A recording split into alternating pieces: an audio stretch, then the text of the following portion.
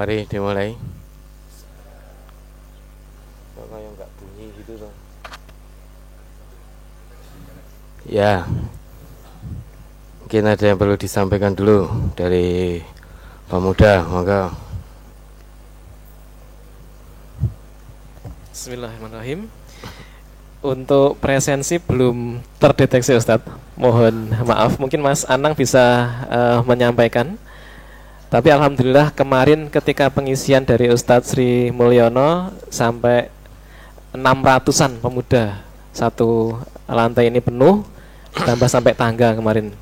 Semoga nanti laporannya lebih dari jumlah yang sudah hadir dan terabsensi 320 Mas Jamal. Yang terabsensi nanti semoga nanti tambah banyak yang terabsensi. 320. Ustaz, dari pemuda yang dari Makam Haji belum masuk kan? Ya, Makam Haji itu gelombang sendiri kok. Saya alihkan ke sini kok. Itu di luar dari Makam Haji, Ustaz. Nah ya di luar Makam Haji, tapi jangan-jangan yang menuhi Makam Haji nih.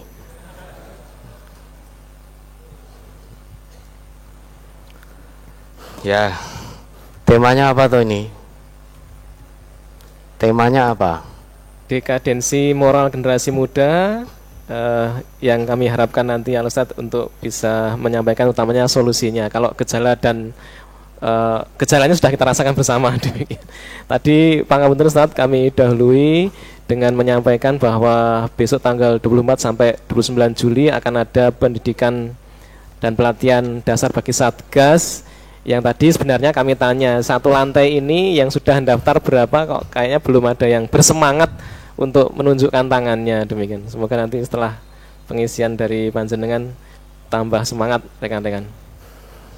Tidak ada yang daftar pemuda-pemuda ini. Kalau sebelah saya tadi ini Mas Yazid tadi sudah daftar katanya. Pemuda jumlahnya berapa? Masuk cuma satu. 3.000. 3.000. Solo mana Solo? Solo daftar dah ini untuk diklat Satgas Pemuda Solo. Ini tuan rumah kok. Ya ada. Ini Solo ada yang hadir Pemuda Solo. Berapa?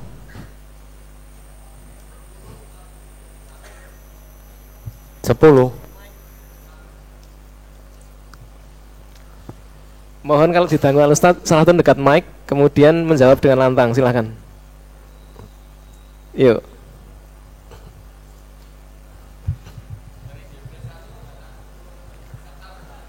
Dari Jebres 1 10 peserta. Jebres 2. Jebres 2 itu kan banyak pemudanya juga itu. Malah itu cah kuliah kok Jebres 2 itu kok. Ada yang datang nggak Jebres 2? Nggak ada.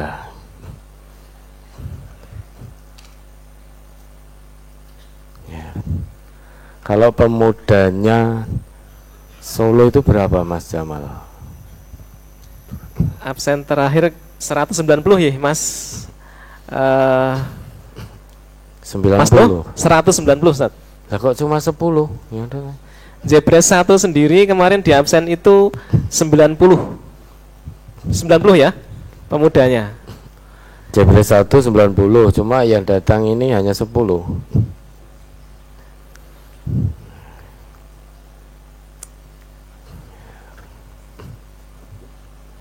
Ya. Ya sudah. Makam Haji lengkap. Ini lengkap tenan apa? Hanya jawab lengkap gitu. Mana Mas Amin?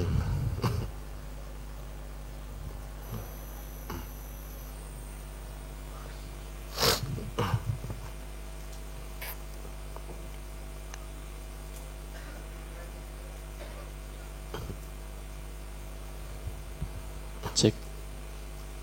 Mohon izin menyampaikan presensi Ustaz. Ya. Untuk gelombang 2 Makam Haji yang terpantau dari presensi yang sudah hadir 65, kemudian yang sakit ada 2 dan yang izin ada 5 Ustaz. Yang sakit mohon doa dari Al Ustadz dan warga semuanya. Mari kita doakan dulu. Allahumma shfihim, Allahumma shfihim, Allahumma shfihim. Kok cuma sedikit? 65 tambah 5 tambah 2. Nggih, Ustadz, ini yang belum hadir sekitar 100. Kebanyakan memang masih masuk kerja, Ustadz, biasanya.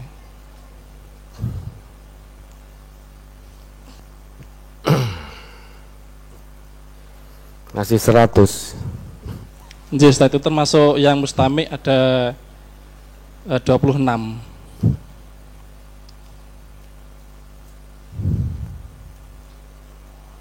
Ya. Nggih, matur nuwun, Ustadz. Nggih. Memang semakin kesini itu untuk ngaji itu ya banyak yang aras-arasan. Pemudanya juga begitu. Ada yang namanya ngaji itu untuk kepentingan kita, kebutuhan kita kepada Allah. Jadi perlu dipahami ya, majelis tidak butuh kita. Majelis gak butuh pemuda juga kalau pemudanya tidak terpanggil hatinya. Jadi majelis ini kita yang butuh, bukan majelis butuh kita. Itu sejak dulu begitu. Jadi bagaimana hati kita terpanggil. Makanya ngaji saja sudah banyak yang aras-arasen, padahal ngaji itu yang perintahkan Allah. Quran diturunkan oleh Allah memang untuk dikaji, diambil pelajarannya, biar akal kita ini menjadi lurus dalam berpikir. Nah, karena ngaji saja juga sudah rasa-rasan, mari dimulainya saja seringkali tidak dengar. Dengarnya hanya mari diakhiri, berarti bubarke kan ini. Makanya ya wajar mengalami kemerosotan moral, tidak hanya pemudanya saja, petuanya juga. Ini kan temanya dekadensi moral generasi muda. Ternyata kemerosotan moral ini tidak hanya melanda generasi muda, generasi tuanya saja juga banyak yang mengalami kemerosotan moral. Dan ini melanda di semua bidang, tidak hanya di MTA saja, di negeri kita mayoritas penduduknya Muslim. Tapi kenapa kok kemudian umat Islam di Indonesia kok menjadi terkotak-kotak semacam ini? Ya karena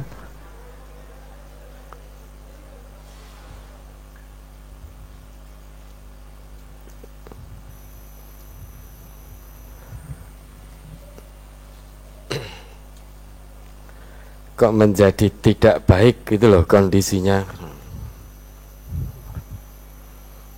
Siapa yang salah? Ya kita semua yang salah. Maka untuk membangun negeri ini harus dimulai dari diri kita sendiri. Nah, diri kita ini yang dimaksud tentu keluarga besar MTA. Ibda binafsik kalau dalam konteks MTA itu berarti semua keluarga besar MTA, tidak hanya pemudanya saja. Ini kesadaran kolektif yang diperlukan, kesadaran kolektif bagaimana moral yang sudah merosot ini bisa kembali ditingkatkan. Maka mulai dari diri sendiri, Itu kalau dalam kebersamaan MTA berarti semua warga MTA tanpa kecuali. Kita sudah mengetahui Bapak dan Saudara, ya, Allah itu menciptakan manusia itu dari sisi luar dan sisi dalam. Allah menciptakan manusia itu sisi gabungan dari sisi luar dan sisi dalam. Sisi luar itu disebut jism, yaitu badan kita ini, itu sisi luar. Sisi dalamnya disebut nafas. Nafas itu biasa kita artikan jiwa. Tapi tampaknya seiring dengan berkembangnya zaman, seiring dengan kemajuan zaman, manusia-manusia modern ini, termasuk kita yang hidup di zaman modern ini, lebih fokus menjaga sisi luar kita saja. Seringkali kita melupakan sisi dalam. Penjagaan sisi luar dari kesehatan, kemudian dari pekerjaan, dan lain sebagainya, manusia modern lebih memikirkan sisi luarnya. Bagaimana biar tidak sakit, bagaimana pencegahannya, melakukan wikoyah, karena tahu al-wikoyah itu khairum minal ilaj. Pencegahan lebih baik daripada pengobatan, sehingga menjaga tubuhnya biar tetap sehat dengan hidup teratur, olahraga teratur, memasukkan nutrisi yang thayyib biar tubuh tetap sehat. Kenapa? Karena takut kalau sakit. Begitu sakit langsung berobat. Ini kan luar biasa penjagaan sisi luar kemanusiaan kita. Tapi seringkali ada hal yang lebih penting, yaitu sisi dalam kita. Sisi dalam itu maksudnya bukan organ dalam. Sisi dalam di sini adalah nafas kita, jiwa kita. Lah, nutrisi nafas ini itu agama. Nutrisi dari jiwa itu agama. Kalau bicara agama, ya bicara tentang Quran dan Sunnah, itu nutrisi jiwa kita. Nah, terkait penjagaan sisi dalam manusia kita, seringkali kita mengabaikan. Padahal itu yang lebih penting. Itu yang lebih penting. Tidak ada yang lebih penting daripada sisi dalam manusia, yaitu nafas itu. Karena kalau nafasnya itu salim, insya Allah sisi luarnya juga salim. Nafasnya salim, pola pikirnya juga salim, penglihatannya salim, lisannya salim, semuanya menjadi lurus. Tapi selama ini yang kita kejar hanya perhatian pada sisi luar. Padahal Allah ciptakan kita itu ada sisi dalam, ada sisi luar. Lah, sisi luar itu ya tubuh kita ini, badan kita ini, jismun kita ini, itu sisi luar manusia. Lah, sisi dalam itu Allah ciptakan dengan fitrah. Fa'akim wajhaka lid-dini hanifa fitratallahi allati fataran nas 'alaiha la tabdila li khalqillah dzalika ad-dinul qayyim walakinna aktsaran nas la ya'lamun. Coba diingat kembali itu Quran surat Ar-Rum ayat 30.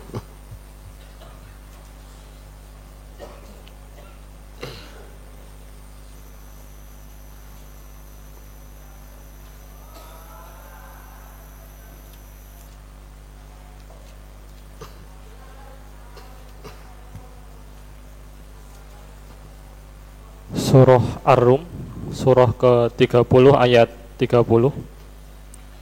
A'udzubillahi minasyaitonirrajim. Fa'aqim wajhaka lid-dini hanifa fitratallahi allati fataran nasa 'alaiha la tabdila li khalqillah dzalika ad-dinul qayyim walakinna aktsaran nasi la ya'lamun. Ya, suaranya Ustadz Hutman toh. Mana? Oh ya. Ya, mari. Maka hadapkanlah wajahmu dengan lurus kepada agama Islam sesuai fitrah Allah, disebabkan Dia telah menciptakan manusia menurut fitrah itu. Tidak ada perubahan pada ciptaan Allah. Itulah agama yang lurus, tetapi kebanyakan manusia tidak mengetahui. Ya. Jadi manusia itu diciptakan oleh Allah dengan fitrah. Fitrah ini bisa menjadi lurus kalau dia dihadapkan dengan din, dengan agama. Maka manusia sisi dalamnya tidak mungkin lurus kalau lepas dari agama, kalau jauh dari agama. Oleh karena itu Allah perintahkan fa'aqim wajhaka lid-dini hanifa. Hadapkanlah wajahmu dengan lurus pada agama Allah ini. Karena manusia diciptakan oleh Allah, fitrahnya itu mengikuti agama Allah, tunduk patuh pada agama Allah. Fitrah itu kesiapan, kesanggupan, dan kemauan untuk mengikuti agama tauhid. Fitratallahi allati fataran nas 'alaiha. Allah menciptakan manusia itu ya di atas fitrah itu, maka menjadi aneh kalau ada manusia ngakunya manusia tetapi tidak mau tunduk patuh pada Allah, tidak mau tunduk patuh pada agama Allah. Itu aneh, fitrahnya kemana? Karena manusia itu ya, ada fitrah dari manusia pertama sampai manusia terakhir, dan itu tidak mengalami perubahan. La tabdila li khalqillah. Tidak ada perubahan dalam penciptaan Allah. Selama itu manusia, pasti Allah sempurnakan dengan fitrah. Fitrah ini menyentuh sisi dalam. Si dalam.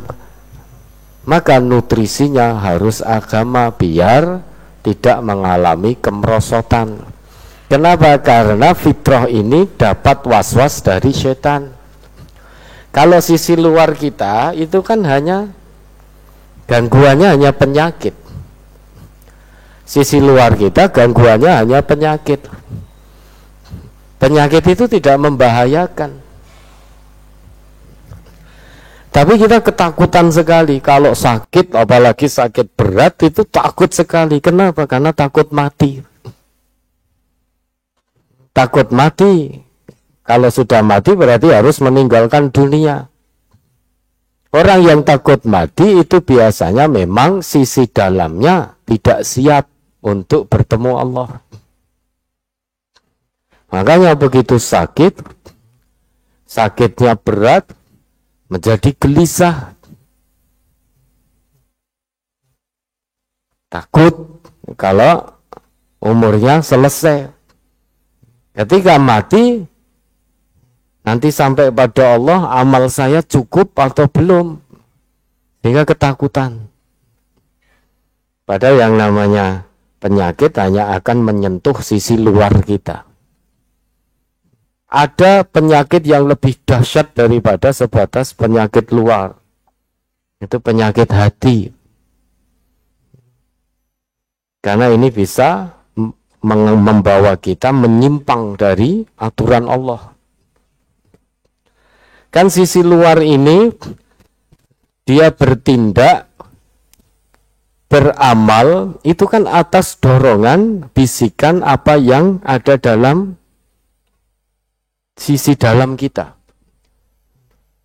Orang mabuk-mabukan, orang berzina, orang mencuri, korupsi, itu bukan langsung sisi luarnya yang bertindak.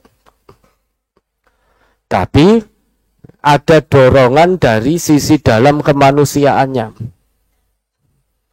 Baru dipenuhi oleh sisi luarnya sehingga bertindak menyimpang dari agama Allah. Sisi dalam itu ada soter, ada kolab, ada nafas. Nah, ini kalau digambarkan ya,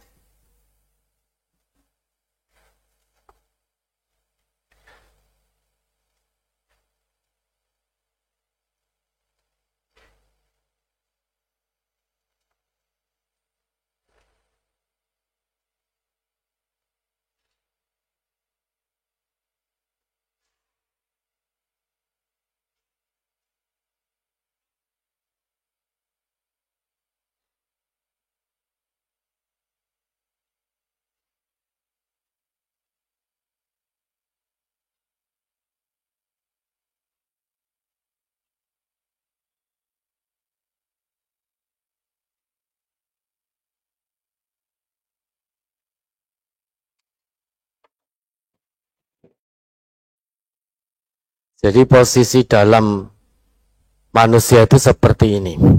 Jadi kotak besar itu soter. Kotak besar itu namanya soter.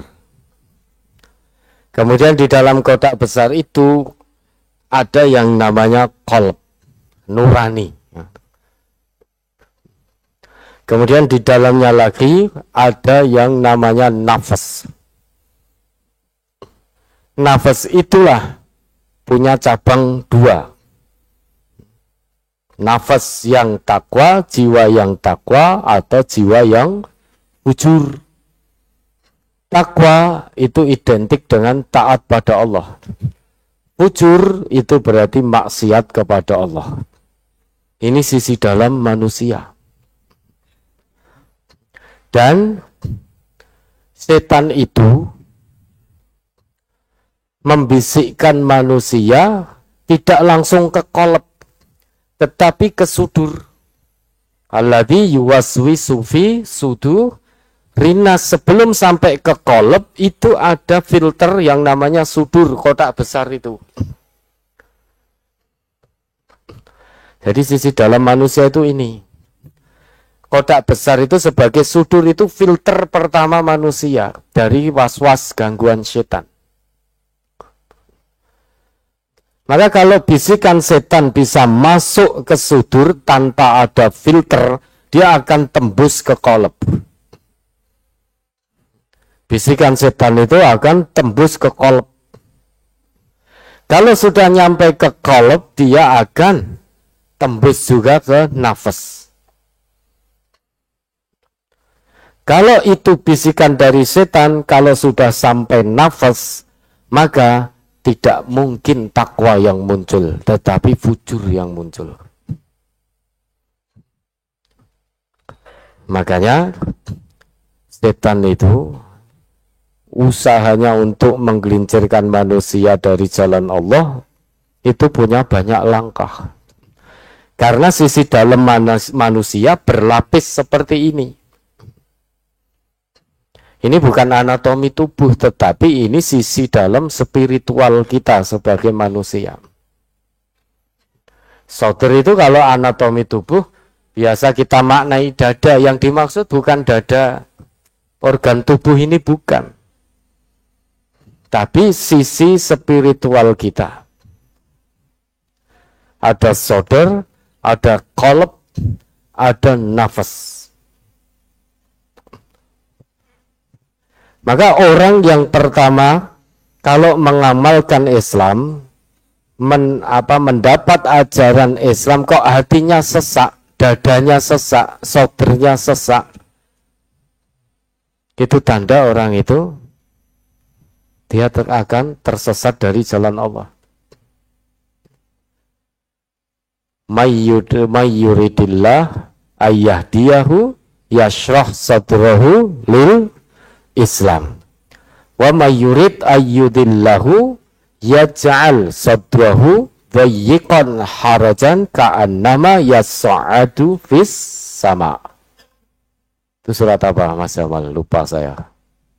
Ayat 125. Al-An'am 125 saya. Ya, Al-An'am 125. Ya. Itu yang disentuh sodernya dulu. Karena begitu tembus dari filter soder, maka dia akan tembus ke hati. Kalau hati sudah tembus, maka akan bersemayam penyakit hati. Fi qulubihim marad, di dalam hatinya ada penyakit. Kalau sudah tembus ke qalb, dia akan tembus ke nafas. Sehingga dari nafas memberikan support kepada qalb, support keburukan, qalb mensupport keburukan pada sadar, akhirnya dari sadar kemudian ke akal, akal kemudian diteruskan oleh sisi luar manusia, yaitu anggota tubuh untuk bermaksiat. Gambarannya kan seperti itu.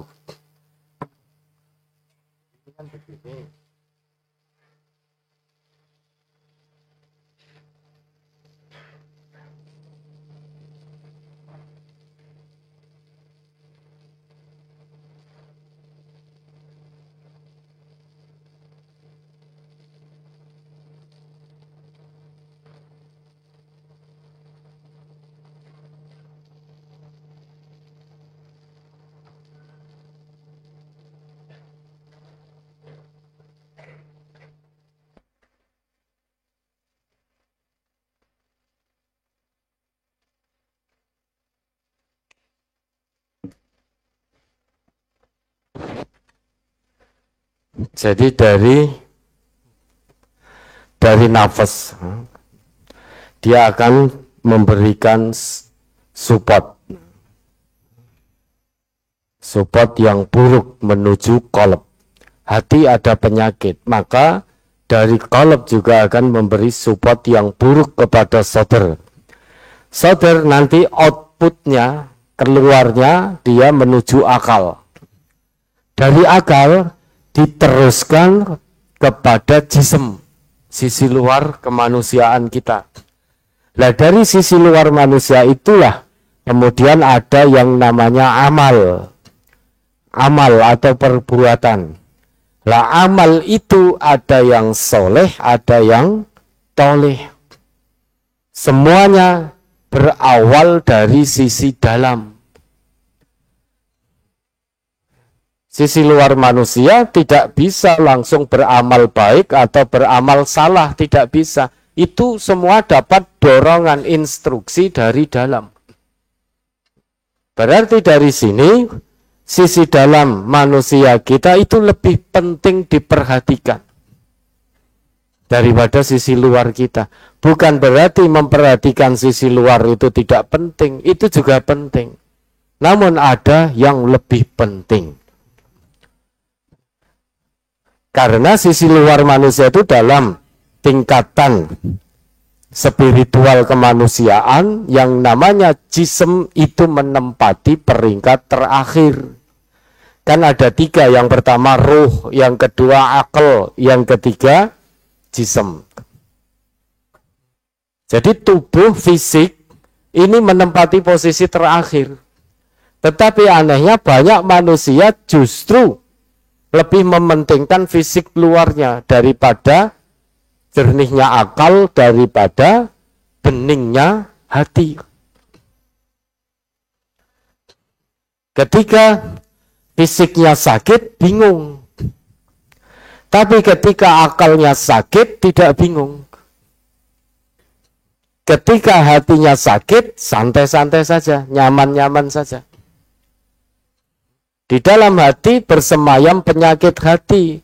Banyak di antara kita yang nyaman dengan penyakit hati itu.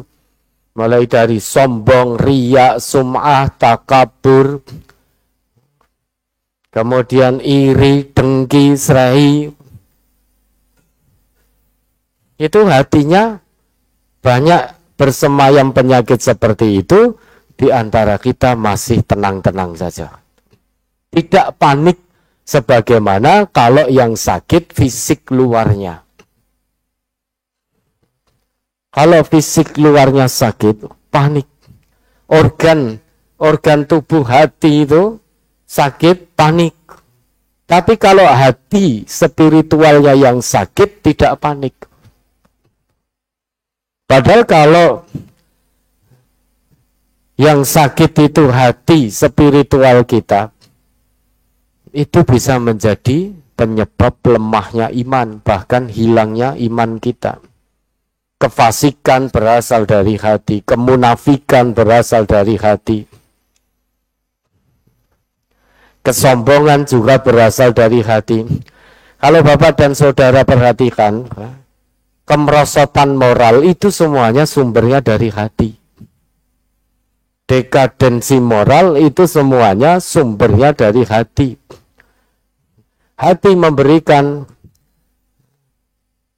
rangsangan pada akal, akal merespon. Kalau sinyal yang diberikan oleh hati itu baik, maka akal akan merespon dengan baik. Kalau akal merespon dengan baik, akan diteruskan ke seluruh tubuh, sehingga seluruh tubuh ini menjadi baik. Penglihatan kita jadi baik, pendengaran kita hanya mendengar yang baik-baik, lisan kita hanya mengucap yang baik-baik, kemaluan hanya disalurkan kepada yang halal, dan lain sebagainya, dan lain sebagainya. Penyakit hati ini konsekuensinya sampai nanti di hadapan Allah.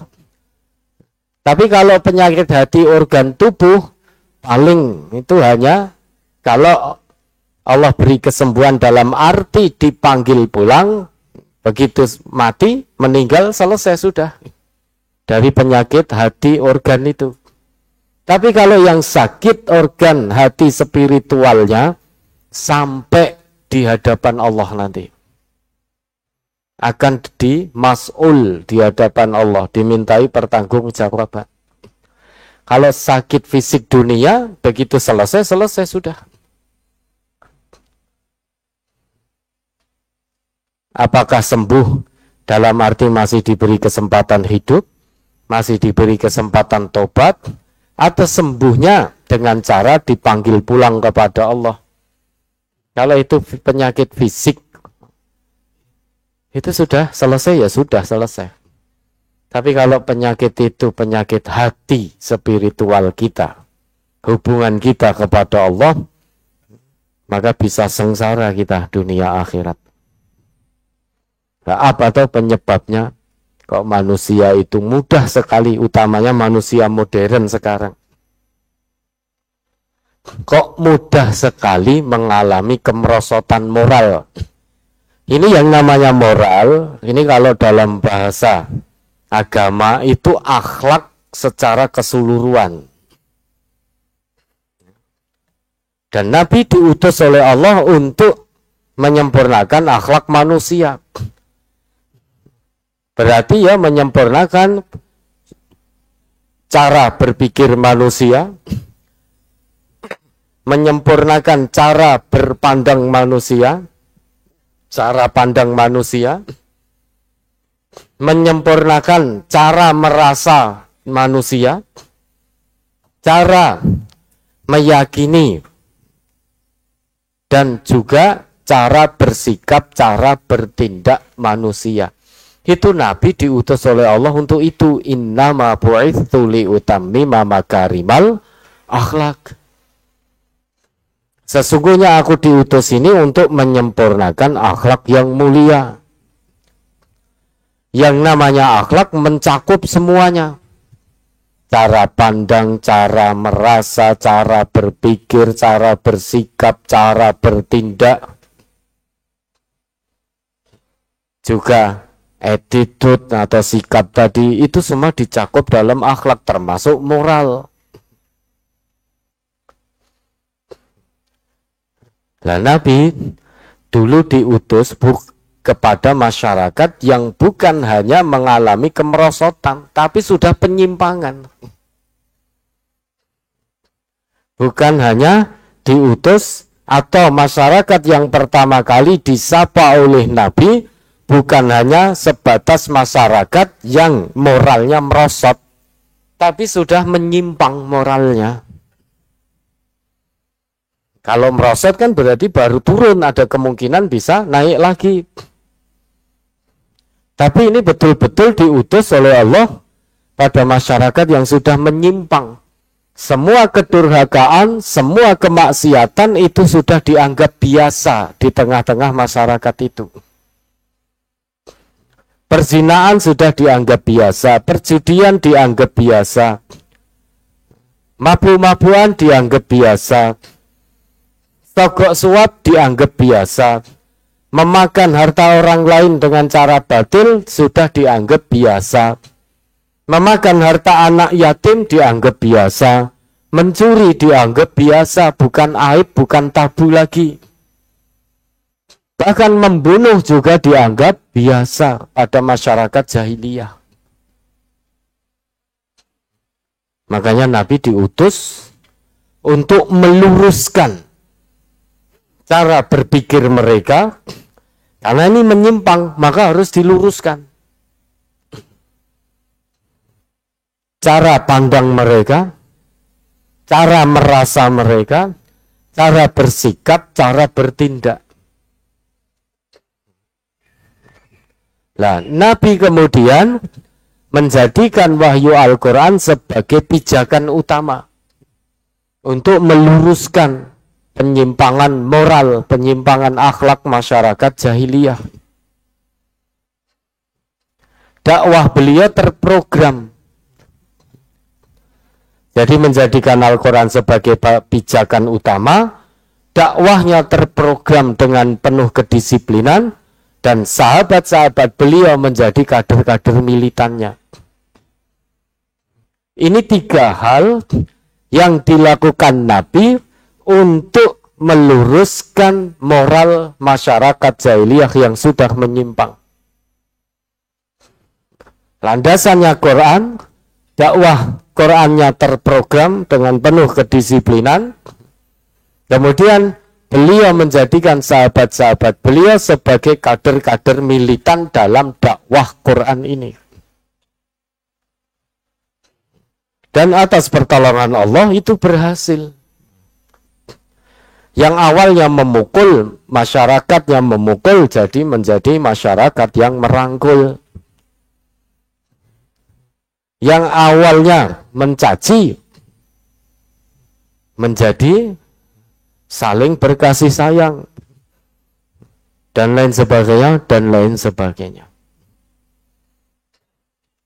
Dan tampaknya apa yang dulu ada, penyimpangan moral yang ada pada masyarakat jahiliyah, tampaknya di zaman modern ini pun kita juga menyaksikan penyimpangan moral, penurunan kemerosotan moral, bahkan dari generasi yang ngakunya juga Islam.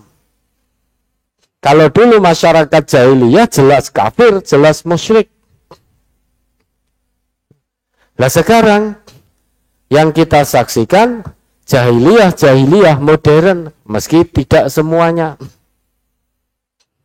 Namun jika kita cek pelaku-pelaku kejahiliyahan di zaman modern ini, siapa yang menjadi pencuri? Di Indonesia ini siapa yang jadi koruptor? Kalau bapak dan saudara cek, itu KTP-nya Islam. Kalau dulu yang mencuri itu bangsanya Abu Jahal dan lain sebagainya, itu jelas kafir, jelas musyrik. Tapi sekarang yang korupsi itu namanya Islami semua itu. Dicek KTP-nya juga Islam, dilihat juga sholat. Tapi perilakunya seperti jahiliyah. Berarti ini jahiliyah modern. Siapa yang sogok suap di Indonesia? Kalau dicek juga orang yang ngakunya Islam. Siapa yang mabuk-mabukan di Indonesia? Kalau dicek identitasnya juga ngakunya beragama Islam. Segala bentuk kemaksiatan, entah itu LGBT, LGBT itu kalau dicek di Indonesia ini pelakunya identitasnya juga Islam. Bahkan LGBT ini sudah masuk dalam keluarga besar Majelis Tafsir Al-Quran. Ada di tengah-tengah kita LGBT. Kalau dulu kaumnya Nabi Lut menyimpang akhlak moralnya karena mereka tidak mengikuti seruan dari Nabi Lut. Lah sekarang ini coba ya salat, ya sregep ngaji, tetapi tidak mau mengamalkan hasil kajinya. Tetapi sholatnya tidak bisa menjadi tameng dari perbuatan keji dan mungkar. Maka sholatnya tinggal formalitas, ngajinya tinggal formalitas, akhlaknya merosot, moralnya bahkan menyimpang. Dia melakukan perbuatan LGBT, kalau dicek agamanya juga Islam. Padahal perilakunya jahiliyah, penuh dengan penyimpangan akhlak.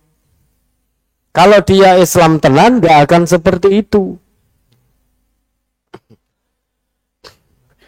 Ini tentu ada yang salah. Setidaknya penyebab utama kemerosotan moral itu setidaknya ada 3.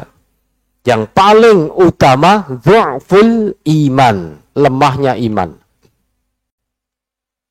Lemahnya iman.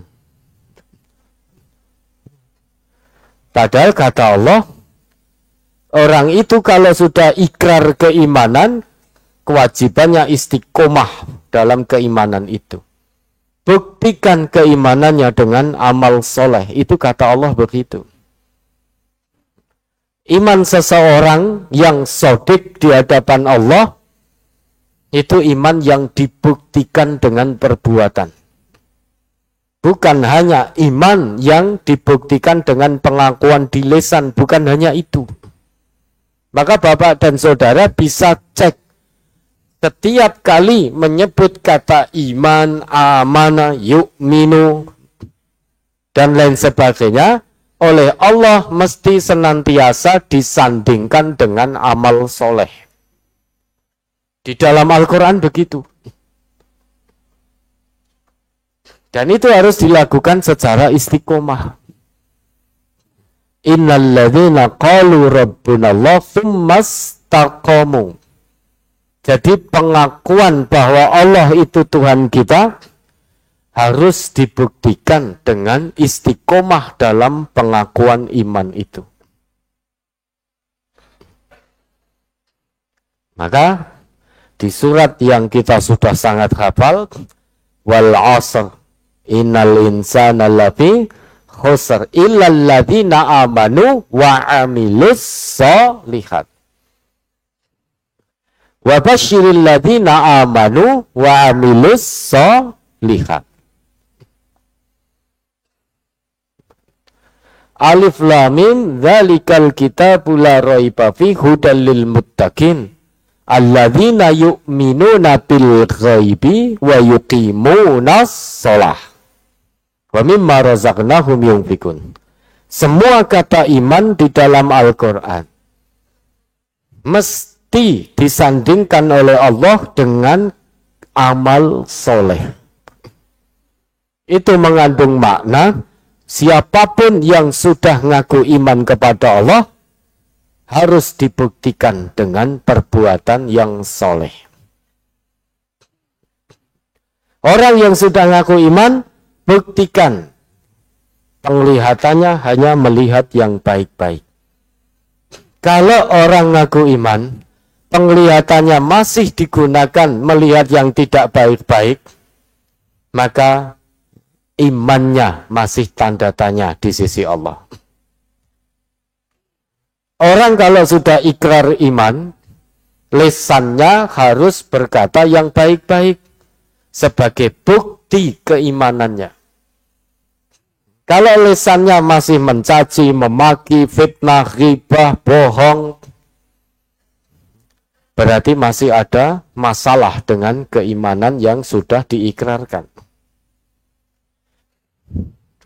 Kalau sudah ngaku iman, tetapi masih sentuh-sentuhan dengan lawan jenis yang bukan mahram, masih pacaran, imannya bermasalah. Kenapa? Karena belum bisa membuktikan keimanan dengan perbuatan, baru sebatas pengakuan di lisan.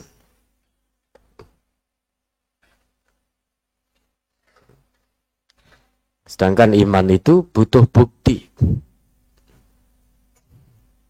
Nah ini biasanya yang menyebabkan kita mengalami kemerosotan moral, itu lemahnya iman kita, tidak tahu makna iman. Yang namanya iman itu yakin tanpa ragu, itu iman. Tapi kenapa seringkali kita meragukan? Allah perintahkan la taqrabuz zina. Harusnya kalau betul-betul iman kita yakin tanpa ragu dengan perintah Allah, larangan Allah itu. Maka jangan dekati. Allah juga ngendika, wasariku wasarikotu, itu dipotong, pencuri laki, pencuri perempuan, itu dipotong tangannya. Tapi kenapa kita masih terkadang kepingin mencuri orang-orang yang ngaku Islam itu? Oknum-oknum yang ngaku beragama Islam masih korupsi dengan saenak udele sendiri. Ini kenapa? Lemah imannya. Sudah tahu ar-rashi wal murtashi finnar, kenapa masih tergiur oleh dunia? Masih menerima sogok dan suap. Hanya untuk mendapatkan rupiah. Orang yang ngaku Islam masih melakukan sogok dan suap, itu petanda imannya masih sangat lemah. Imannya masih sangat lemah. Maka du'ful iman, kelemahan iman ini menjadi masalah serius bagi kita. Siapapun kita, kalau sudah mengalami iman yang lemah, maka yang akan kita lakukan kemaksiatan demi kemaksiatan. Pola pikir maksiat, penglihatan melihat yang maksiat, lisan digunakan untuk maksiat, kemaluan digunakan untuk maksiat, tangan digunakan untuk maksiat. Kenapa? Karena sudah lemah imannya. Kok bisa lemah? Karena kalah dengan was-was setan tadi yang masuk ke dalam soder, dari soder tembus ke kolab, dari kolab tembus ke nafas, oleh nafas diteruskan sehingga yang muncul fujur, maka yang tampak itu jiwa fujurnya, bukan jiwa takwanya. Iman ini melemah karena kalah dengan bisikan setan. Itu sebab merosotnya moral kita. Yang kedua, al-bi'ah as-sayyi'ah, lingkungan yang buruk. Lingkungan itu tidak hanya di RT, RW, kampung, desa, kecamatan, kelurahan, itu bukan. Sekarang ini keluarga itu juga lingkungan. Bahkan internet itu juga lingkungan. Meski di rumah sendirian, dia dengan gadget, dia dengan internet, maka dia bisa terjerumus dalam lingkungan yang buruk. Meski tidak sedang bertemu dengan orang lain.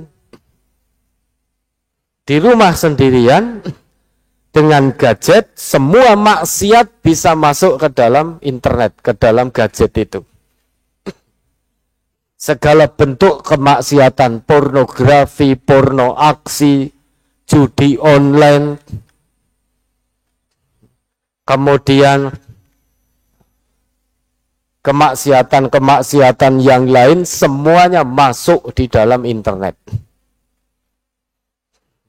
Meski kita tidak sedang bersama orang lain, di kamar sendirian, bersama internet, kalau kita tidak pandai-pandai, tidak bijak dalam berinternet, maka kita terjerumus dalam lingkungan yang buruk.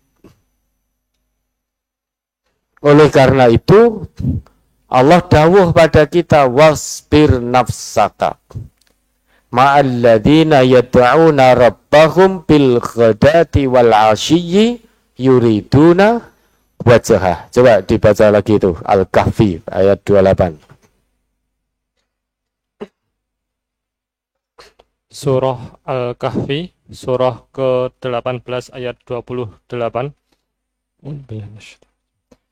واصبر نفسك مع الذين يدعون ربهم بالغداة والعشي يريدون وجهه ولا تعد عيناك عنهم تريد زينة الحياة الدنيا ولا تطع من أغفلنا قلبه عن ذكرنا واتبع هواه وكان أمره فرطا.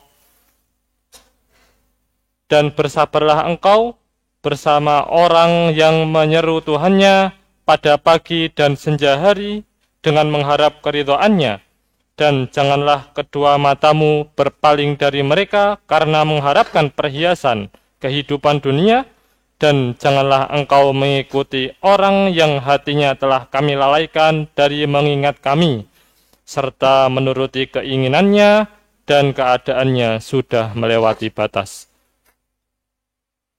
Ya, nanti batas akhir kita maghrib ya, kita selesai maghrib. Maghribnya jam berapa? 5:30. Berarti tinggal 18 menit ini. Wasbir nafsaka. Berarti pilih lingkungan yang baik. Kalau tidak ingin mengalami kemerosotan moral, kemerosotan akhlak, pilih lingkungan yang baik. Dan pilih teman yang baik. Wasbir nafsaka ma'al ladzina yad'una rabbahum bil ghadati wal 'ashiyyi yuriduna wajhah. Jadi lingkungan yang baik menurut Allah itu lingkungan yang bisa mengingatkan kita kepada Allah baik di waktu pagi maupun di waktu petang. Jadi sepanjang waktu lingkungan itu bisa mengingatkan kita kepada Allah. Kalau tempat kerja kita tidak bisa mengingatkan kita kepada Allah, tidak mendukung kita untuk beramal soleh, malah justru menyeret kita pada lembah kemaksiatan, dan kita tidak bisa menghindar sehingga pada akhirnya ikut-ikutan, maka cara terbaik hijrah dari lingkungan itu.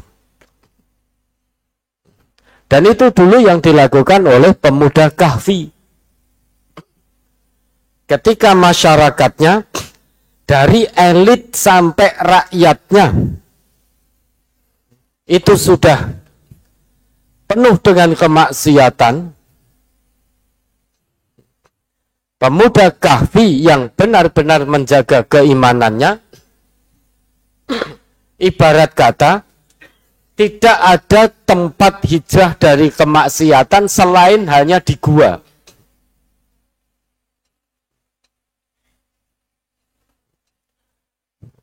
Pada waktu itu, mereka pun untuk menjaga keimanannya kepada Allah, maka memutuskan hijrah, mencari perlindungan dari kemaksiatan, mencari perlindungan dari kediktatoran. Hijrah satu-satunya tempat pada waktu itu hanya gua. Kalau toh sampai harus lingkungan yang baik itu ibaratnya hanya didapat di dalam gua, maka tidak ada kata lain kita untuk masuk ke dalam gua itu. Karena di luar semuanya sudah penuh dengan kemaksiatan. Tempat kerja manapun isinya maksiat semua. Sehingga kita bisa katut terus. Kalau memang sudah demikian keadaannya, satu-satunya tempat pemuda Kahfi pada waktu itu sampai hijrah ke gua demi mempertahankan keimanan akidahnya kepada Allah. Karena kalau tidak berada di gua, dia tidak akan selamat. Mereka tidak akan selamat.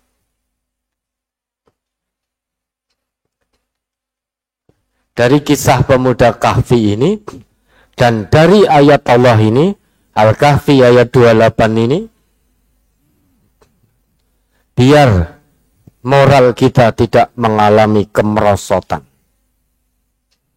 maka mari hijrah kita, cari lingkungan yang baik. Kalau bapak dan saudara main internet menyebabkan panjenengan mendapatkan lingkungan yang tidak baik, maka hijrah dari internet. Kita tidak pakai internet juga tidak apa-apa.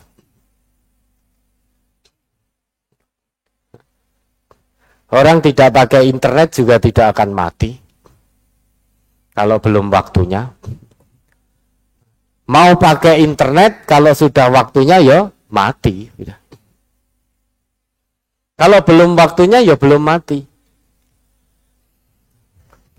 Ini yang tahu kita. Dan lingkungan yang buruk saat ini justru banyak didapat dari internet. Kenapa? Karena hanya fulan dan internet, yang lain tidak tahu. Dia bahkan melupakan kalau Allah itu maha mengetahui. Dia melihat kemaksiatan, melakukan hal-hal maksiat melalui internet, temannya tidak tahu. Sehingga lingkungan yang buruk saat ini yang paling banyak didapat melalui internet. Kalau bapak dan saudara tidak berani hijrah dari internet, ya sudah, selamanya berarti kita ini ikhlas mengalami kemerosotan moral, bahkan penyimpangan moral. Hanya gara-gara berselancar dengan internet. Berapa banyak orang yang berselingkuh awalnya dari internet.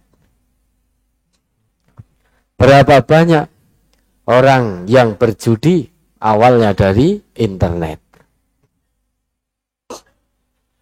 Berapa banyak orang yang melakukan aksi pornografi itu juga awalnya dari internet. Berapa banyak orang yang tiba-tiba menjadi emosional, menjadi pemarah, awalnya dari internet. Nah, ngegame kalah terus, mabar kalah terus, akhirnya HP-nya dibanting-banting gitu, laptopnya ditendang-tendang. Ada nggak yang seperti itu? Ada. Apa nek dikira HP ditendang-tendang, dibanting-banting terus game menang? Menangis jadinya. Sehingga pola pikirnya pun menjadi tidak benar. Sehingga ini menjadi emosional. Karena ngegame kalah terus, apalagi kalau game itu, mabar itu dilakukan dengan judi. Nanti pada grup berapa orang, nanti lawan sana ada judinya. Ada toh yang game seperti itu? Delalah kalah terus. Wes judi, emosinan ini itu, habis itu misuh-misuh. Apa ada orang yang banting HP kalah game? Astagfirullah, itu ada enggak? Subhanallah, tendang laptopnya. Kalau sudah emosinan seperti itu, ya biasanya kalimat-kalimat yang kotor yang keluar. Jadi dengan internet, satu media, maka dia akan bisa berdampak pada kemerosotan moral bagi orang yang tidak bijak dalam penggunaan internet. Lingkungan yang tidak baik. Maka ada nasihat aljar qobladar. Lihat tetangga lingkungan dulu sebelum kita bertempat tinggal. Lihat lingkungan dulu sebelum kita masuk kuliah pada satu universitas. Meski universitas favorit, tapi isinya terus kemungkaran dipertontonkan setiap hari. Mahasiswa-mahasiswi sudah tidak aib lagi pangkon-pangkonan di kampus, di taman kampus, di kelas ini itu. Lah untuk apa kita kuliah di situ? Dosennya, gurunya yang perempuan juga ikut tiktokan, joget-joget dengan muridnya. Ceblak-ceblek wis menjadi makanan sehari-hari, lanang wedok enggak karuan. Ketika orang tuanya nyekolahkan ke pondok, anak ingin gym, akan ini enggak mau makan, akan loncat dari lantai 3, akan bunuh diri, ngono wong tuane ya kalah. Jadi anak sekarang itu sudah membuat kita sebagai orang tua laksana budak. Anak-anak main ancam orang tuanya. Kalau saya tidak dibelikan iPhone, ini fakta, saya tidak akan kembali ke pondok. Saya tidak akan kembali ke asrama. Bahkan ada yang lebih ekstrim. Kalau saya tidak dibelikan sepeda motor ini, saya nggak akan sholat. Kalau saya tidak dibelikan sepeda motor, saya nggak akan ngaji lagi. Nah, wong tuanya akhirnya kalah membelikan sepeda motor, membelikan HP permintaannya. Tujuannya ben anaknya tetap sholat. Orang tuanya lupa bahwa sholatnya anak tadi tujuan utamanya itu biar dapat sepeda motor.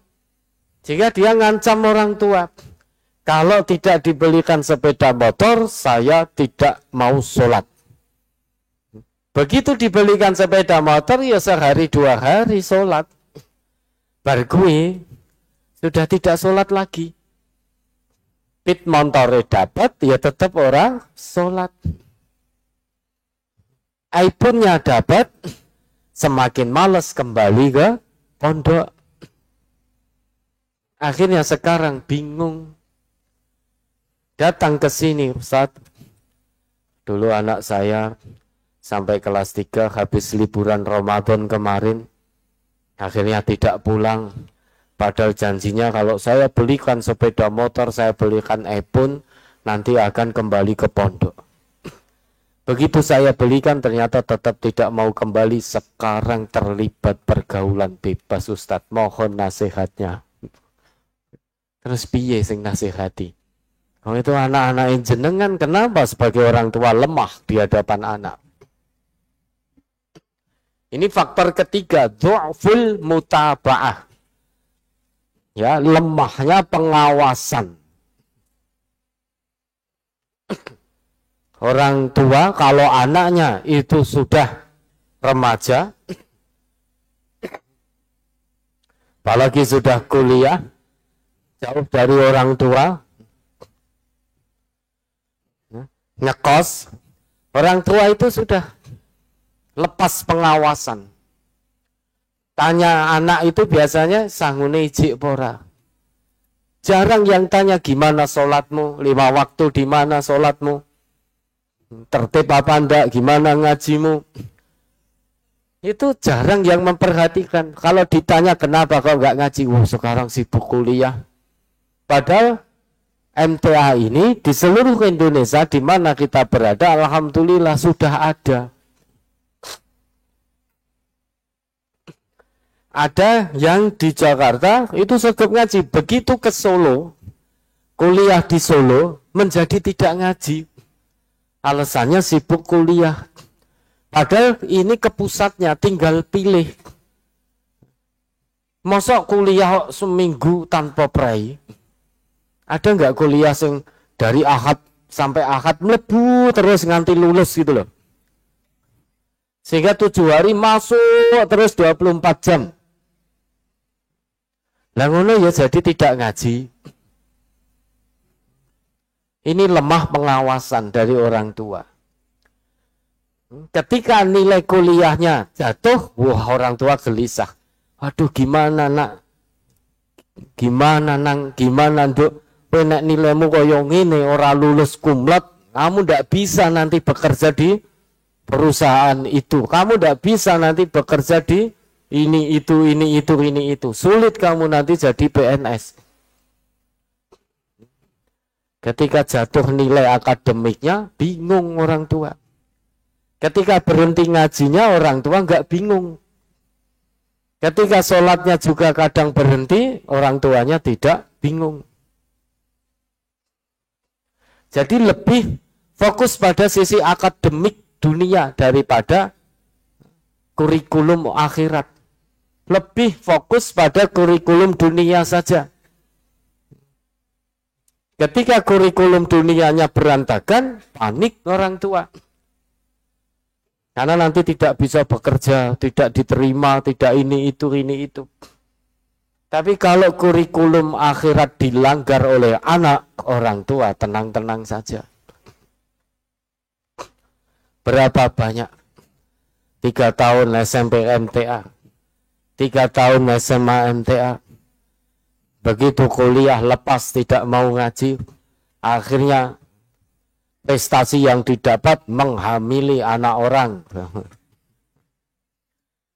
Itu yang dibanggakan. Berapa banyak putri kita SMP, SMA, MTA kuliah tidak mau ngaji lagi. Akhirnya prestasi kumlot, hamil di luar nikah. Sudah begitu banyak orang tua ya santai-santai saja. Bahkan ada sekarang yang murtad. Murtad ini apakah merosot akhlaknya, merosot moralnya? Bukan merosot lagi. 3 tahun SMP MTA, 3 tahun SMA MTA, kemudian habis itu ya, kuliah masih ngaji di cabang. Begitu kecantol dengan laki-laki kafir, murtad sekarang. Dan mengancam orang tuanya, kalau bapak tidak menyetujui saya nikah dengan fulan ini, maka saya akan keluar dari Islam. Bapaknya datang pagi-pagi pada subuh sampai ke Mojogedang sana, hanya mohon minta izin satu. Ustadz, kalau Ustadz izinkan, Ustadz ridhoi. Saya pulang dari sini, saya mohon Ustadz mengizinkan, kan saya bunuh anak saya. Oh, ini orang tua yang kuat kontrolnya. Saya lebih baik kehilangan anak, lebih baik hilang telur satu daripada melihat anak saya hidup dalam kemurtatan. Pak, negeri kita tidak menganut hukum Islam. Jenengan bunuh, jenengan bermasalah nanti. Dan akan ada fitnah di MTA. Lalu terus bagaimana Ustaz? Usir dari rumah. Jangan pernah kenal lagi dengan anak itu. Itu innaha laisa min ahlik. Fulanah itu bukan bagian dari keluarga jenengan. Sebagaimana yang difirmankan Allah kepada Nabi Nuh. Kenapa? Innaha amalun ghairu soleh. Karena putri jenengan itu beramal dengan amal yang tidak soleh. Murtad dia. Usir dari rumah. Jangan pernah kenal lagi. Saat kami mohon dan mengizinkan besok kami bawa anak saya ke majelis bertemu Ustadz untuk diberikan nasihat. Saya tidak mau bertemu dengan orang murtad. Dan orang murtad tidak akan saya izinkan menginjak majelis ini. Dan saya tidak sudi ketemu orang murtad.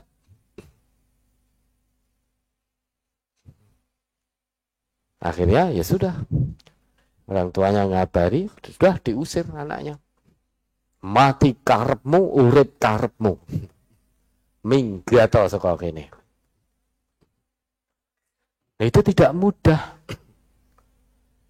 Satu sisi darah dagingnya, satu sisi Allah Tuhannya. Tapi kalau bapak ibu ini punya keimanan yang mantap, ternyata beliau berdua buktikan lebih memilih Allah daripada anaknya yang murtad. Saya tanya, kenapa kok jenengan lebih milih Allah? Karena anak saya sudah mengambil jalan menjadi musuh Allah. Dan tidak mungkin bertemu jalan dengan kami, Ustaz. Di hadapan Allah, anak tidak bisa menolong kami, dan kami orang tuanya pun juga tidak bisa menolong anak. Dan kata Allah, dari hasil ngaji saya, Ustaz, kamu tidak akan dapati orang yang benar-benar beriman pada Allah dan hari akhir kok menjalin hubungan kasih sayang dengan musuh-musuh Allah. Sekalipun itu bapak-bapakmu, orang tuamu, anak-anakmu, saudara-saudara kandungmu, handetolanmu dan kerabatmu. Saya lebih memilih Allah daripada anak. Itu jawaban orang tua. Ini berarti kuat imannya. Coba itu ujian itu dihadapkan pada kita. Belum tentu kita memilih Allah. Apa meneh anak wedok satu-satunya.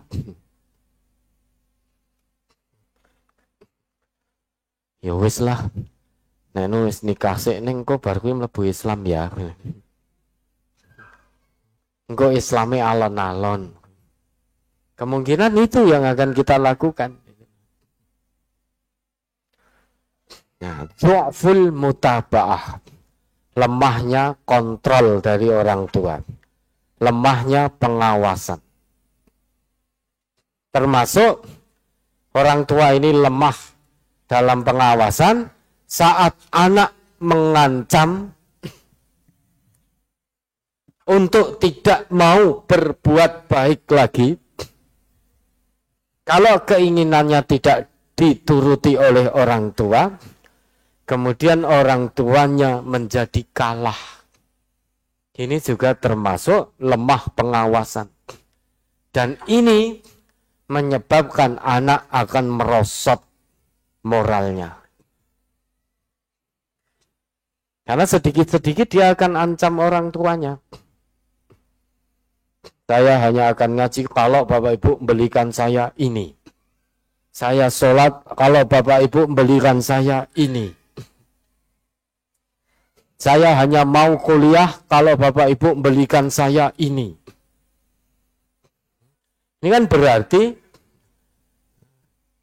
budak melahirkan tuannya. Banyak anak milenial sekarang menjadikan orang tuanya sebagai budak. Dan banyak pula orang tua yang memposisikan dirinya saat ini sebagai budak saat dia kalah dengan ancaman-ancaman anaknya. Kalau nggak dibelikan ini saya mau gantung, ya coba gantung tak tonton nih. Kalau nggak dibolehkan pacaran dengan ini, dengan laki-laki kafir ini, saya mau minum racun. Nah, belikan racunnya, nyombenen ini. Kalau mati ya sudah urusannya dengan Allah. Sekarang ini banyak orang tua yang kalah dengan balut bersembunyi karena kasih sayang pada anak. Sampai anak bermaksiat saja, ya dituruti. Fasilitas untuk kemaksiatan, ya dituruti. Dengan bahasa pripun-pripun nggih, anak. Ini kasih sayang yang kebablasan. Kasih sayang yang keblinger. Nabi Muhammad saja, andai kata putri tercinta beliau, Fatimah, itu melakukan penyimpangan, melakukan pencurian, andai kata beliau Fatimah putri Rasulullah itu mencuri, Rasulullah tidak akan melakukan pembelaan. Tapi justru Rasulullah sendiri yang akan memotong tangan putrinya. Kalau sudah terkait syariat, Rasulullah juga tidak bisa. Putri tercintanya pun andai kata melakukan pencurian, tetap Rasulullah yang akan menegakkan hukuman dengan dipotong tangan. Lah kita mengakui Rasulullah sebagai suri toladan kita. Anak mengancam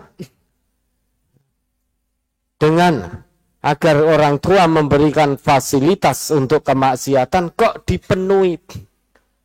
Ada loh yang punya anak gadis, setiap ini malam Ahad ini, weekend begini diparani nanti oleh pacarnya, diuntapke oleh orang tuanya, dan itu warga ngaji orang tua kita, dan anaknya ngaji di cabang juga. Dan disangoni, baru kuwi dipesan. Jangan malam-malam ora ilok ditonton tonggone. Pesannya itu. Ini orang tua ini juga sudah mengalami kemerosotan moral. Memberikan pesan ke anak, jangan malam-malam ojo wengi-wengi ora ilok ditonton tonggone. Pesannya bukan karena Allah Maha mengawasi, tetapi ora patut ora apik nek mulai wengi ditonton tonggo-tonggone. Dia nguntapke anaknya di bawah pacarnya saja, itu sudah bentuk kemerosotan moral orang tua. Sehingga yang merosot moralnya bukan hanya pemuda, petuanya juga mengalami kemerosotan. Ketika kita tabayunkan, jawabannya apa? Karena itu tunangannya Ustadz loh. Malah pakai acara tunangan barang. Karena sudah saling tukar cincin. Dan itu tunangan tinggal menunggu hari H. Tidak hanya 1-2. Kalau sudah begini, solusi terbaik apa? Solusi terbaik fa'aqim wajhaka lid-dini hanifah. Hadapkan dengan lurus wajah kita ini pada agama Allah. Kembali kepada agama. Itu solusi terbaik. Tidak ada solusi yang lebih baik daripada kembali kepada aturan agama. Dan diamalkan betul. Dan kemerosotan moral ini dampaknya luar biasa. Di bidang politik, Kita bisa melihat politikus-politikus kita. Ada oknum-oknum politikus yang tidak punya moral, tidak beradab, tidak berakhlak. Ada oknum politikus yang tidak beradab, tapi biadab.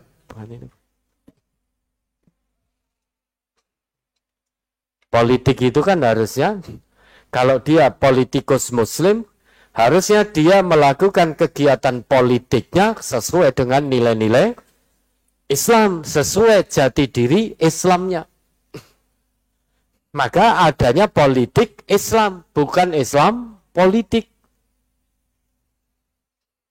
Sehingga orang Islam menjalankan politik diatur dengan nilai-nilai Islam.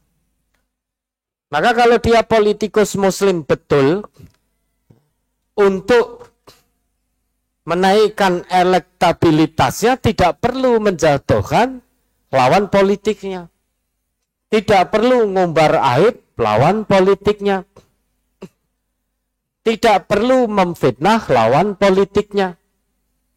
Dan yang kita saksikan sekarang, kegiatan politik di Indonesia bahkan sampai ada kalimat, jangan bawa-bawa agama dalam politik, kan begitu. Bagaimana mungkin seorang muslim tidak membawa aturan Islam dalam kegiatan dunianya? Tidak bisa. Politik itu ya tetap harus diatur dengan nilai-nilai Islam. Kita orang Islam berkegiatan politik, namun kegiatan politik kita tetap diikat dengan nilai-nilai Islam. Maka tidak ada Islam politik, adanya politik Islam. Kegiatan ekonomi, adanya ekonomi Islam, kita berkegiatan ekonomi, namun tetap diikat dengan nilai-nilai dan moral-moral Islam. Kenapa? Karena kita orang Islam. Maka tidak ada kegiatan ekonomi yang kita lakukan dengan sogok suap, menyembunyikan cacat barang dagangan, mengurangi timbangan, menipu, yang ditawarkan A, yang dikirim B, itu nggak pernah terlintas dalam benak seorang muslim dalam menjalankan kegiatan ekonominya. Makanya adanya ekonomi Islam, kegiatan ekonomi yang diikat dengan atau dijalankan dengan prinsip-prinsip Islam. Jangan dibalik. Kalau dibalik menjadi Islam ekonomi, menjadi Islam politik, maka ini aturan Islam, nilai-nilai Islam harus tunduk pada aturan ekonomi manusia. Kalau Islam politik, berarti nilai-nilai Islam harus tunduk pada aturan politik buatan manusia. Maka tidak bisa dibalik seperti itu. Dan di dunia kedokteran pun juga begitu. Banyak dokter yang kehilangan moral, yang merosot moralnya. Tidak lagi tergerak hatinya untuk menolong sesama manusia. Maka ada istilah dokter pemburu dolar. Ada istilah itu, oknum dokter pemburu dolar. Sehingga sudah mati kemanusiaannya. Kenapa? Karena merosot moralnya. Harusnya dengan obat ini cocok, tapi karena obat ini dia tidak dapatkan apa-apa, akhirnya dengan obat ini mahal sekali. Harusnya dengan obat A saja cocok, harganya terjangkau, namun yang diresepkan yang tipe, yang grade-nya nomor 1. Dan itu di luar kemampuan dari pasien.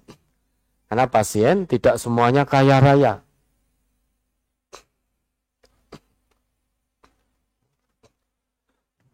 Ini ada juga ya oknum dokter yang sudah kehilangan moralnya, merosot moralnya, dan itu ngakunya juga dokter muslim.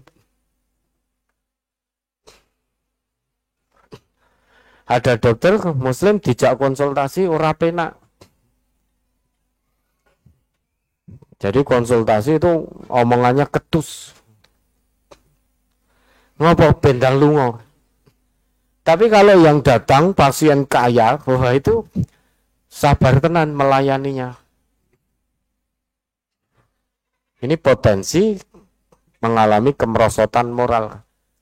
Di bidang-bidang yang lain juga begitu, bidang olahraga juga bisa. Bermain dengan cara kasar, sengaja menyakiti lawan. Itu juga kemerosotan akhlak, kemerosotan moral. Maka olahragawan MTA tidak boleh sengaja menyakiti lawan. Meski mengandung rivalitas di lapangan, tetap main secara sportif. Kenapa? Karena kita olahragawan yang bermoral. Kita olahragawan yang berakhlak. Dan lain sebagainya, dan lain sebagainya. Mudah-mudahan ini bisa dipahami. Saya sudah diberi peringatan waktu sholat maghrib 17.27. Sekarang sudah 17.45. Maka saya minta tolong Mas Jamal atau siapa, pertanyaan dari rekan-rekan pemuda yang ingin menanyakan, ya, monggo nanti dicatat, ya, direkap untuk kemudian disampaikan kepada saya jawab di pertemuan berikutnya. Ya, tidak di kesempatan ini, karena habis ini kita akhiri, kita sholat, kita pulang. Gitu nggih? Nah, sehingga tidak dibuka tanya jawab. Untuk jadi bahan perenungan kita, ini apa yang dimohonkan oleh pemuda dari 6 poin. Ini belum kami sampaikan semuanya. Kami hanya sekilas karena tema yang dimohon ini baru saya ketahui kemarin ketika saya mau ngisi kajian khususi. Sedangkan kegiatan terus berjalan dari semalam, terus tadi pagi, selesai jam 2, terus ke sini. Dan saya baca permohonan ini pun kemarin, ya, sesudah khususi itu baru saya baca. 1, Ustadz menyampaikan profil ideal pemuda Islam. 2, konsep dekadensi moral. 3, fenomena dekadensi moral dari zaman dahulu sampai sekarang, baik dari dalil Al-Quran, hadis, data statistik, atau data-data lain yang meliputi LGBT, bullying, perundungan, tawuran, pergaulan bebas, oplosan, narkoba, dan lain-lain. Jadi diminta untuk menampilkan dalil-dalil dan data statistik fenomena dekadensi moral sejak zaman dulu sampai hari ini. Dari mana saya dapatkan data statistik itu? Datanya Abu Jahal saya dapatkan dari mana? Terus 4, harapannya Al-Ustadz juga menyampaikan faktor-faktor yang menyebabkan dekadensi moral pemuda, baik dari segi internal maupun eksternal. 5, dampak dari dekadensi moral ditinjau dari berbagai pendekatan keilmuan yang meliputi kesehatan, kedokteran, sosial, masyarakat, hukum, agama, dan lain-lain. Jadi yang disebutkan di sini pendekatan keilmuannya 1, 2, 3, 4, 5 dan lain-lain, kan berarti semua disiplin keilmuan. 6, solusi atau strategi atas permasalahan dekadensi moral di dunia, Indonesia, dan warga MTA. Ini baik permohonannya. Cuma butuh persiapan yang matang. Karena saya harus mempelajari dulu, mencari informasi data statistik. kemerosotan moral sejak zaman dahulu sampai hari ini. Dan data statistik yang diminta dari data statistik LGBT sejak dulu sampai sekarang, datanya bagaimana? Bullying dari zaman dulu sampai sekarang, perundungan dari zaman dulu sampai sekarang, data statistiknya bagaimana? Tawuran sejak zaman masa jahiliyah itu kan antar suku wis tawuran terus itu. Nah itu data statistiknya saya dapatkan dari mana? Terus pergaulan bebas, terus oplosan, narkoba, dan lain-lain. Dan lain-lain kan berarti korupsi, pencurian, apa meneh ini, perselingkuhan. Data statistiknya harus saya dapatkan sejak zaman dulu. Lawang disertasi saja. Disertasi saja. Kalau itu terkait rentang waktu, itu harus dibatasi kok. Wah ini dengan enaknya permohonannya dari zaman dulu sampai sekarang gitu. Fenomena, saya ulangi ya, fenomena dekadensi moral dari zaman dahulu hingga sekarang, baik dari dalil Al-Quran, Al-Hadis, dari data statistik, atau data lain. Dalam kurung, isinya LGBT, bullying, perundungan, tawuran, pergaulan bebas, oplosan, narkoba. Ini 6 permohonan ini, insya Allah kita akan jadikan 6 pertemuan. Ya. Yang pertama, pemuda, profil ideal pemuda Islam. Itu sudah sering kita sampaikan. Contoh terbaik adalah kisah Ashabul Kahfi. Itu pemuda ideal, pemuda Islam yang ideal. Konsep dekadensi moral lah nanti pertemuan kedua ini.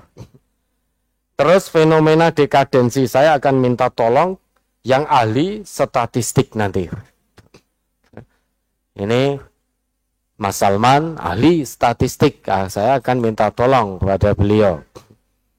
Ya, data statistik cari Mas Salman sejak zaman jahiliyah sampai hari ini. Nah. Ya toh, nanti saya yang bertugas mencari dalilnya. Tapi data statistiknya sejak zaman jahiliyah sampai hari ini, saya minta tolong Mas Salman yang mencari nanti. Itu di pertemuan ketiga. Kemudian pertemuan keempat, kelima, dan keenam. Insya Allah 6 permohonan ini akan kita jadikan 6 kali pertemuan. Begitu Bapak dan Saudara, mudah-mudahan apa yang kami sampaikan ini bisa menjadi bahan renungan, introspeksi untuk diri kami, untuk Bapak dan Saudara semuanya, sehingga ke depan kita jalani sisa-sisa ajal yang masih Allah berikan ini betul-betul dengan moral yang baik, akhlak yang mulia, karena Rasulullah diutus oleh Allah untuk menyempurnakan akhlak kita. Dan Rasulullah sebagai suri tauladan kita. Maka kalau ada orang Islam yang tidak memiliki akhlak karimah, tetapi justru akhlak madmumah, maka keislamannya dipertanyakan. Karena sudah ada pedoman dari Allah, sudah ada tuntunan dari Rasulullah, tinggal mengamalkan apa yang menjadi petunjuk dari Allah serta tuntunan dari Rasulullah. Termasuk kita ini. Belum tentu di sisi Allah kita dinilai sebagai hambanya yang memiliki akhlak mulia. Seringkali kesombongan masih kadang muncul. Begitu kita naik pangkat, naik jabatan, naik gaji, punya rumah baru, punya mobil baru, itu tanpa sadar was-was setan masuk ke sudur dari sudur tembus ke kolop, dari kolop tembus ke nafas, akhirnya yang muncul sombong, sedang sombong itulah sifat fujur. Seringkali tanpa kita sadari. Seringkali pula lisan kita kadang masih mencaci, masih menghibah, masih menghina, masih memfitnah. Dan itu terkadang tidak kita sadari. Kenapa? Karena kita merasa menjadi manusia yang paling benar sendiri. Padahal hanya iblis yang merasa paling benar sendiri.